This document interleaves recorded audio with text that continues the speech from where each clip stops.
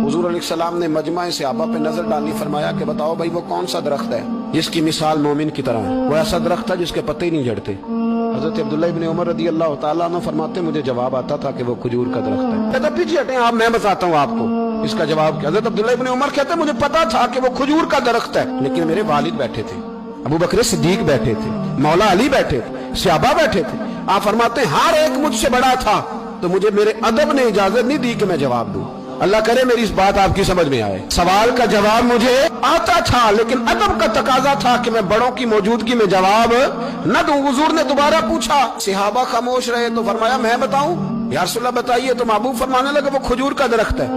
नबी करीम ने हज़रत अब्दुल्ला इब्न उमर की तरफ मोड़ के देखा, फरमाया मेरे गुलामों वो दरख्त है खजूर का। अब्दुल्ला को जवाब आता था, इसे पता था कि वो खजूर का दरख्त है, लेकिन तुम्हारे अदब की वजह से ये खामोश रहा। मेरे रसूल करीम अलैहिस्सलाम के गुलाम जिनके इल्म पर मेरे नबी को इतना एतमाद है कि हुजूर ने फरमाया मैं इल्म का शहर हूँ और अली उसका दरवाजा है। और जनाब उमर फारूक जैसे लोग कहा करते थे कि अगर अली हमारे दरमियान मौजूद ना होते तो हम तो हलाक हो जाते। इनके मशवरे, इनकी बातें हमें महफूज रखती। हजरत अली फरमाते मैंने नबी पाक से एक सवाल पूछना था। ऐसा तो नहीं ना कि उन्हें बातें नहीं आती थी, उनके तो इल्म का ये हाल है कि हुजूर ने फरमाया मैं अगर शहर हूं तो अली उसका दरवाजा है। तो फरमाते हैं कि मैंने नबी पाक से सवाल पूछना था। सवाल 14 दिन मैंने इंतजार किया।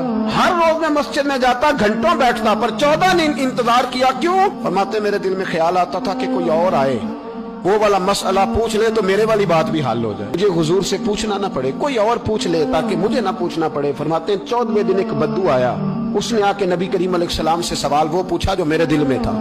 फरमाते हैं नबी करीम जवाब उसे दे रहे थे और मेरी तरफ देख देख के मुस्कुरा